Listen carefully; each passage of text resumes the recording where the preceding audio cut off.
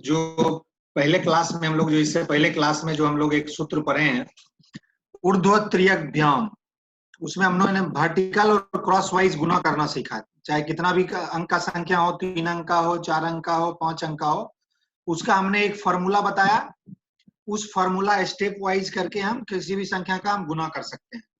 तो आज का जो चैप्टर है बहुत ही महत्वपूर्ण है, इसलिए क्योंकि वहां अभी तक जो हमने पढ़ा वो हमारा फाउंडेशन था, बेसिक, जो कि हमने पुराना जो कि हमको हेल्प करेगा जब भी हम किसी कंपटीशन में, चाहे किसी तरह का हम कंपटीशन में जब हम बनाते हैं क्वेश्चन, जो हमको बड़ा बड़ा गुना आता है, भाग आता है, तो हम उसको जो है so with in come time उपयोग करते हुए हम उसको बना सकते हैं।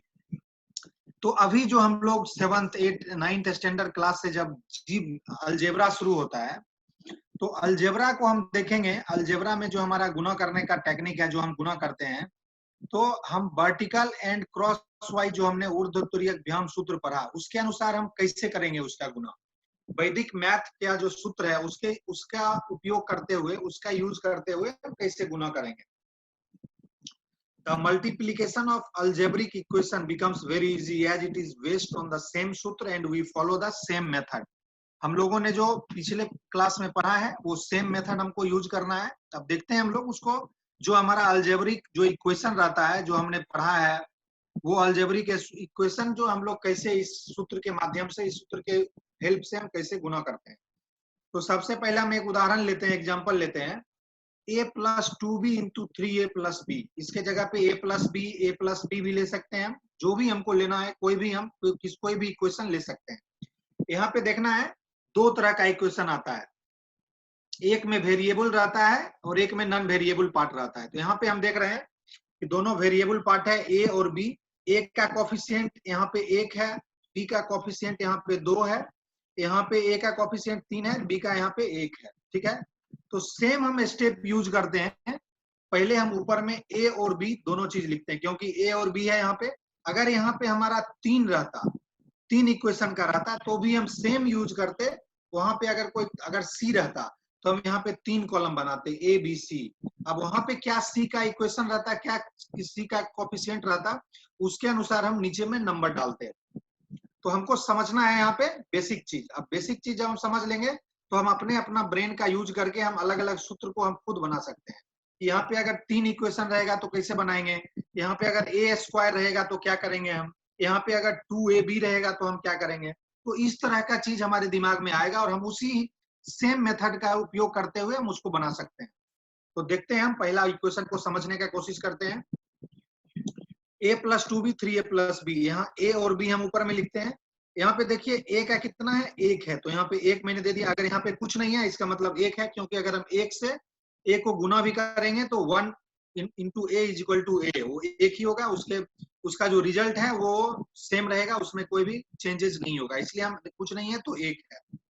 अब b, एक ए में 1 है और 1 में कितना है, यहाँ पे 3 तो ऑलरेडी है ही, तो यहाँ पे मैंने 3 लिख दिया। अब बी का देखते हैं। बी का एक जगह पे 2 है और एक जगह पे यहाँ पे क्या है, कुछ नहीं है तो 1 है। अब हमको आ गया ये 1 3 और 2 1। अब ए बी को हम भूल जाते हैं, ठीक है, ए बी को भूल जाते हैं। और 1 3 2 1 को जो मैंने पिछला स्टेप में पढ़ा, कैसे हम इसको गुना करेंगे। तो पहले 2 को 1 के साथ गुना करेंगे, 2 इंटू 1 2 लिख दिए। उसके बाद दूसरा स्टेप में हम क्रॉस वाइज गुना करेंगे, वर्टिकल वाइज। 1 को 1 से 1 गुना 1 1, जो 3 दुना 2 6, 6 प्लस 1 कितना हो गया 7, तो यहाँ पे 7 लिख दिया। और 3 इंटू 1 3 लिख दिया। अब यहाँ पे क्या करना है, वहां पे हम रिजल्ट मिल जाता था हमको। अगर इसको 12 इंटू 31 अगर हमको क्वेश्चन रहता तो हमारा यहाँ पे रिजल्ट आ जाता 372। अगर ये गुना के फॉर्म में रहता 12 गुना 12 इंटू 31, जो मैंने पिछले क्लास में बताया आप लोग को, यहाँ पे हमको रिजल्ट सीधे, वहां पे हमको प्लस लिखने का जरूरत नहीं पड़ता।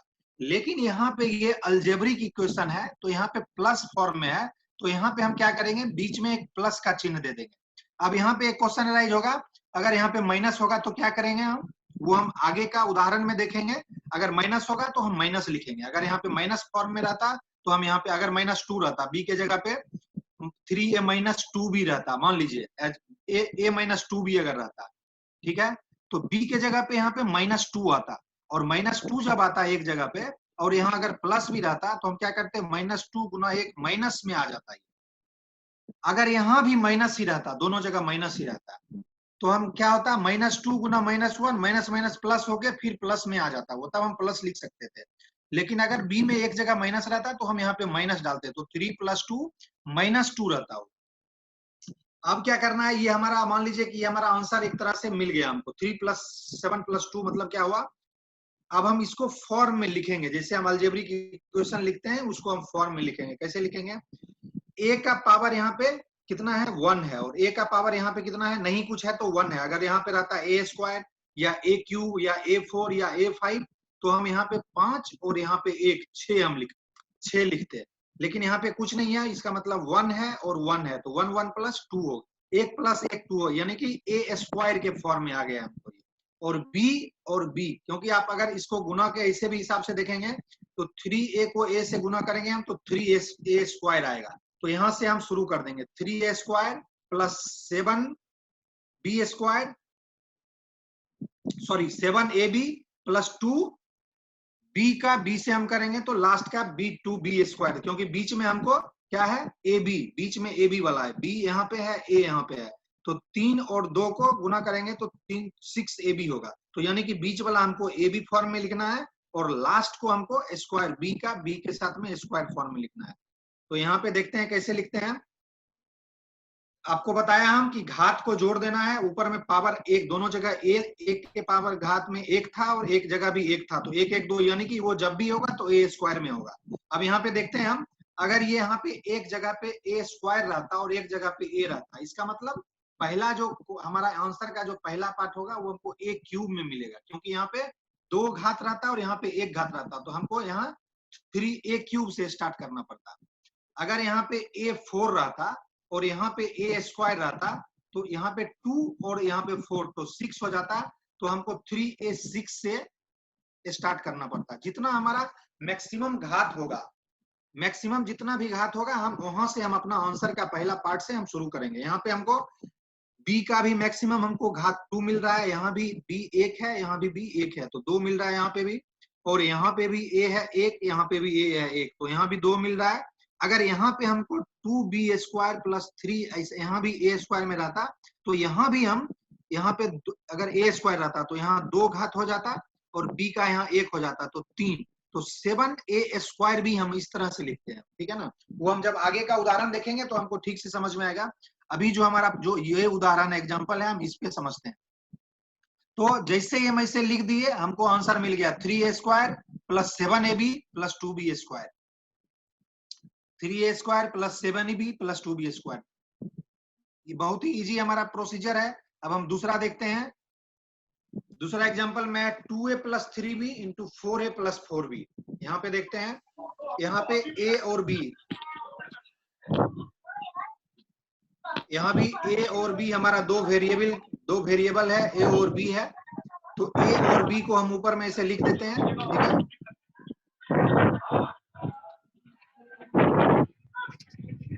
हेलो, आवाज आ रहा है आपका, बोलिए ना। हम a और b करके देखते हैं। यहाँ पे क्या है, a का कोफिशिएंट यहाँ पे 2 है और a का कोफिशिएंट यहाँ पे 4 है, तो 2 और 4 लिख देते हैं। b का कोफिशिएंट यहाँ पे 3 है और b का कोफिशिएंट यहाँ पे 2 है, ठीक है। और यहाँ पे भी हम घात ले लेते हैं, तो 1 और 1 मैक्सिमम घात a² में होगा, क्योंकि 2 हो जाएगा, 1 + 1 2, और b का भी 2 ही होगा। तो हम यहाँ पे फिर सेम प्रोसीजर हमको यूज करना है, a और b को इससे गुना कर देना है क्रॉस वाइज। हमको 3 × 2 6, 2 × 2 4 + 4 × 3 12, तो 12 + 4 16 हो गया, 4 × 2 8 हो गया।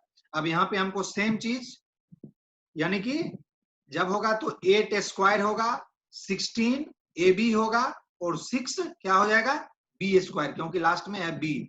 तो हमारा ये जैसे हो गया, इसको हम बीच में प्लस में लिख लेंगे।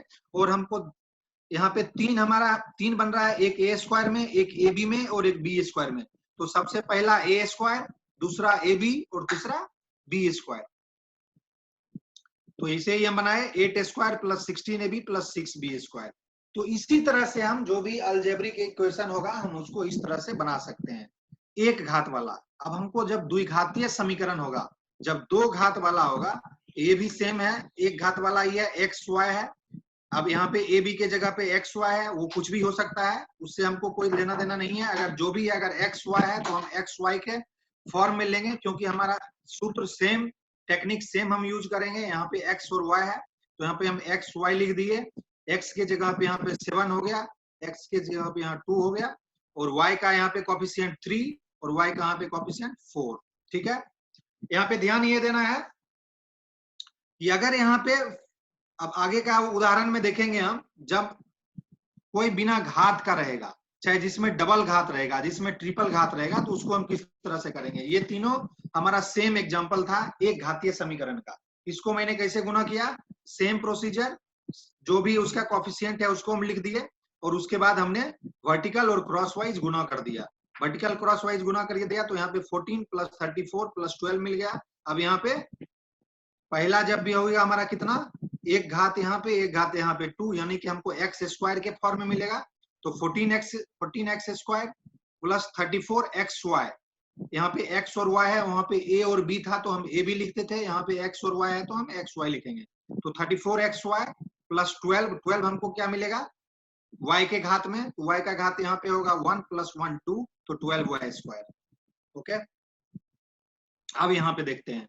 अब यहाँ पे जो मैंने आपको ऊपर में बताया कि अगर यहाँ पे प्लस और माइनस रहेगा तो हम क्या करेंगे। अब एक उदाहरण देखते हैं कि एक प्लस में है, एक माइनस में है, और दूसरा उदाहरण ले सकते हैं दोनों माइनस में। जब दोनों माइनस में रहेगा तो हमारा सेम हो जाएगा, क्योंकि माइनस इंटू माइनस प्लस हो जाएगा।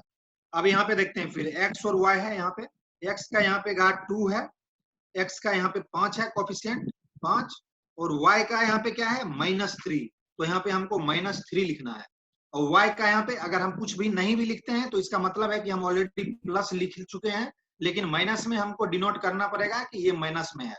ठीक है, तो अब यहाँ पे देखते हैं हम क्या करेंगे। 8 × -3 -24 हो गया है, तो यहाँ पे हमको प्लस नहीं लिखेंगे, हम -24 लिखेंगे।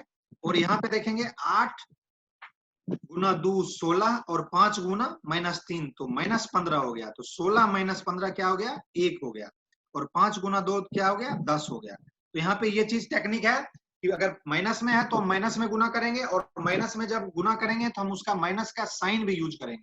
माइनस का साइन यूज करेंगे तो हम माइनस का क्रिया भी करेंगे वहां पे। तो यहाँ पे मैंने +1 कर दिया यहाँ पे, तो हमारा रिजल्ट क्या आ गया, 10 + 1 -24, यानी कि 10x² + 1। अगर हम 1 को नहीं भी लिखेंगे बाद में, क्योंकि ये आएगा हमारा xy के फॉर्म में, तो अगर हम 1xy नहीं भी लिखेंगे, सिर्फ xy भी लिखेंगे, तो उससे हमारा पता चल जाएगा कि x1 का यहाँ पे कॉफिशिएंट 1 है। और -24 लास्ट में 24 आया है, और लास्ट में क्या है यहाँ पे y का घात कितना होगा, 1 + 1 2 हो जाएगा, तो -24y²। ये हमारा हो गया आंसर माइनस के फॉर्म में। यहाँ भी सेम चीज है, 3x + 4y 2x - 7y 3 2 4 - 7 -8। अब यहाँ पे ये टेक्निक क्या देखना है, वहां पे अगर एक प्लस में था, ऊपर में हम देखते हैं कि पहला पद, पहला जो हमारा ये था, इसमें माइनस था, तो इसमें हमारा माइनस था, तो हमने कैसे किया था। अगर हमको लास्ट में माइनस आएगा, ये प्लस हो जाएगा, ये माइनस हो गया, तो हम कैसे किए। यहाँ पे देखिए x और y है, ठीक है। x का कॉफिशिएंट यहाँ पे 3 है, और x का कॉफिशिएंट यहाँ पे 2 है, तो 2 दे दिए। अब y में हम आके देखते हैं, y का कॉफिशिएंट यहाँ पे 4 है, और y का कॉफिशिएंट यहाँ पे -7 है, ठीक है। अब यहाँ पे -7 × 4 कितना हो गया, -28। अब यहाँ पे देखते हैं -7 × 3, तो -7 × 3 कितना हो गया, -21, और 2 × 4 कितना हो गया, 8। तो माइनस का साइन ज्यादा है, तो हमको यहाँ पे लिखना है माइनस, जो संख्या का ज्यादा साइन होगा वो हमको साइन डिनोट करना है। ये हमने ऑलरेडी बचपन में हम लोगों ने जब शुरू में जोड़ घटाव गुणा भाग सीखा था, तो हमने पढ़ा है ऑलरेडी कि जो भी माइनस का साइन जिसमें ज्यादा होगा वो हमको साइन डिनोट करना है। तो यहाँ पे -21 हो गया, -7 × 3 -21 हो गया, माइनस का साइन ज्यादा हो गया, और 4 × 8, तो -21 + 8 कितना हो गया, -13, और 3 × 2 क्या हो गया, 6। यहाँ पे दोनों माइनस में आ गया। अब 6 आ गया पहला, तो 6 हमारा क्या हो गया, x × x, एक घात तो 2, तो 6x² -13xy -28y²। ये हो गया हमारा आंसर। ये सब चीज ध्यान देना है। अब दूसरा देखते हैं हम, जो मैंने आपको बताया था कि अगर दोनों पद हमारा अगर माइनस में हो तो हम क्या करेंगे। यहाँ पे दोनों 9xy माइनस 7y हो गया, 2x माइनस 3y, यहाँ पे दोनों पद माइनस हो गया। तो सेम हमारा टेक्निक सेम है, हमको सूत्र सेम यूज करना है, सिर्फ हमको माइनस प्लस का ध्यान रखना है, कहाँ पे माइनस होगा कहाँ पे प्लस होगा। तो यहाँ पे हम देखते हैं x का दोनों जगह प्लस है तो यहाँ पे 9 2 लिख दिए, और y का दोनों जगह माइनस है, एक जगह -7 है, एक जगह -3 है। तो -7 इंटू -3 क्या हो गया, +21।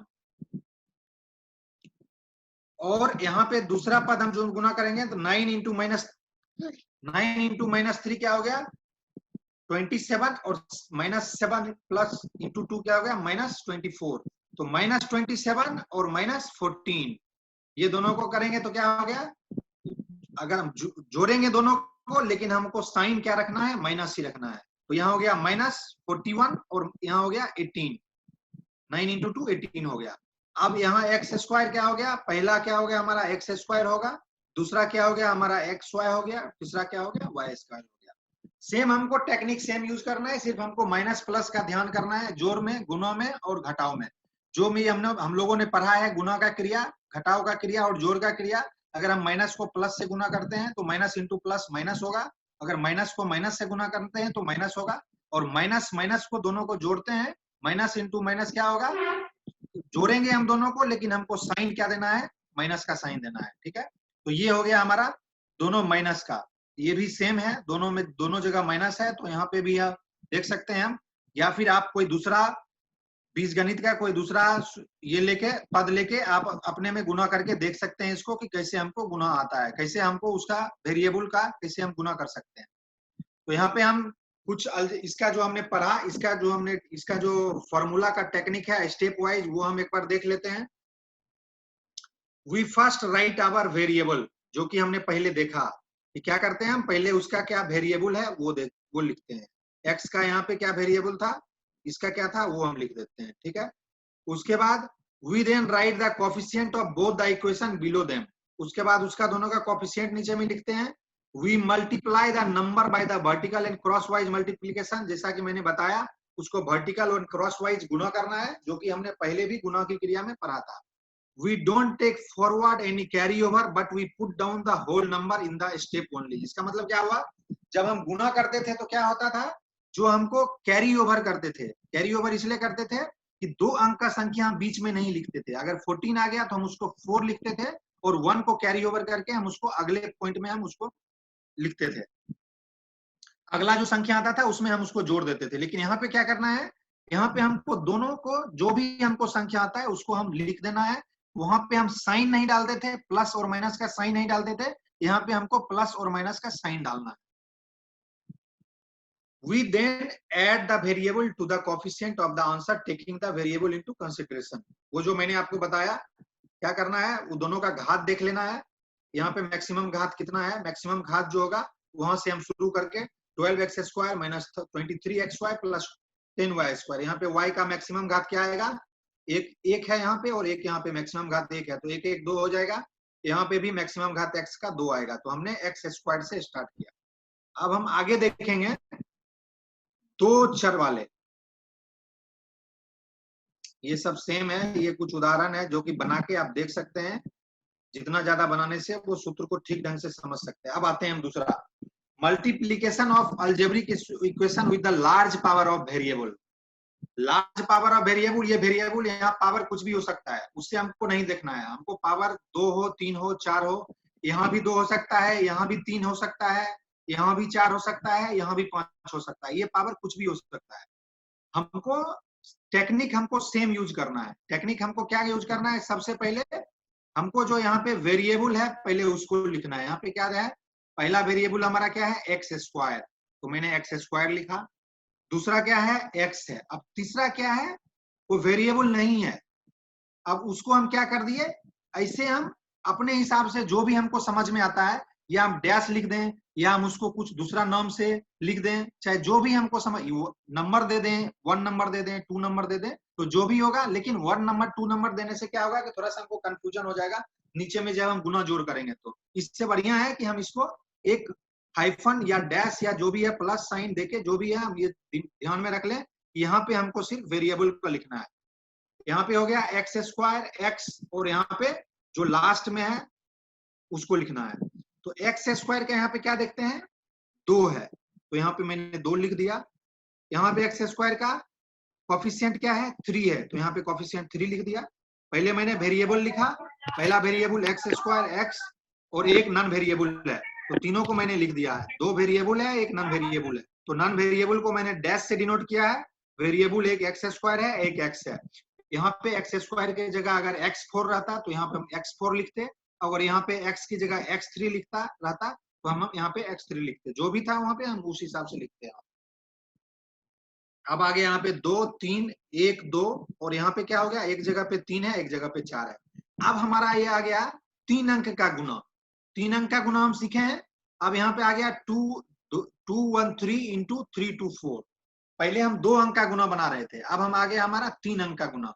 अगर यहाँ पे 4 अंक का रहता तो हमको यहाँ पे 4 स्टेप फॉलो करना पड़ता। अब यहाँ पे हम जो 3 अंक का गुना बनाने का जो स्टेप पढ़े हैं, जो हम लोगों ने सीखा पहला क्लास में, वो हम यहाँ पे यूज करेंगे। कैसे यूज करेंगे, यहाँ पे पहला तो सेम रहता है, 3 इंटू 4 12 करेंगे।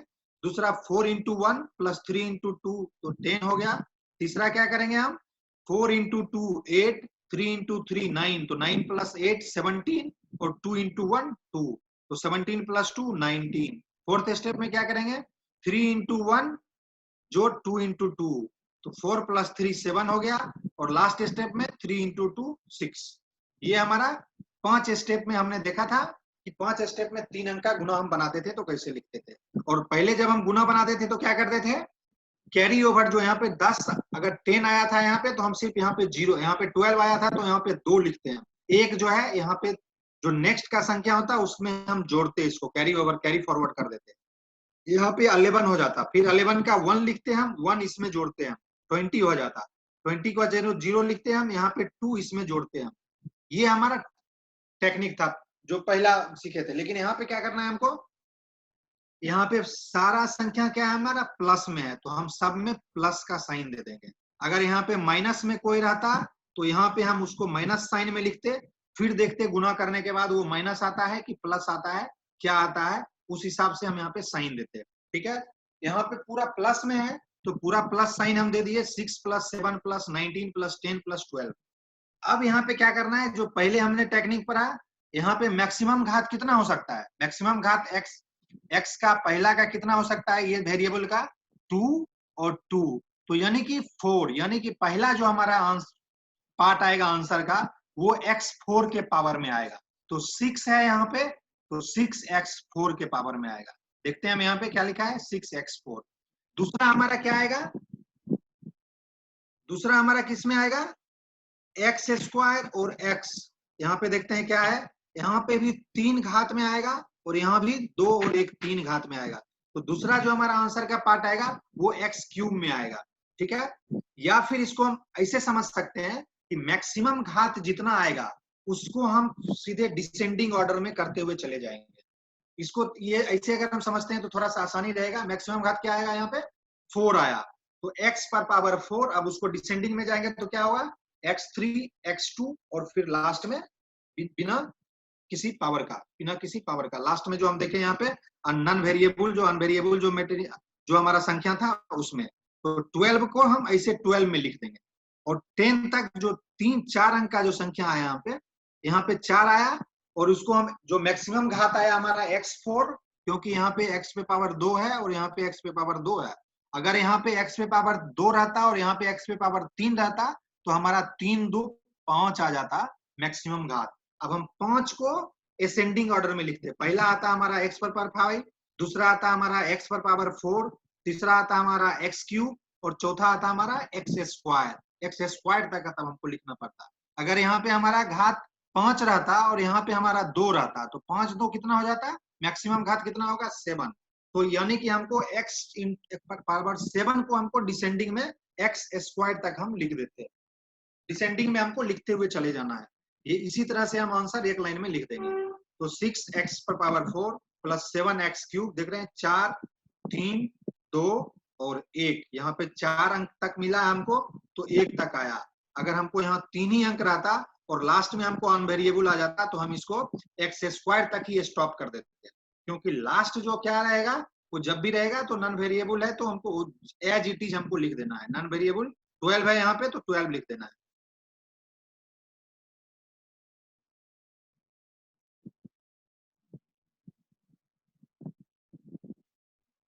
ओके, अब हम दूसरा एक उदाहरण देखते हैं।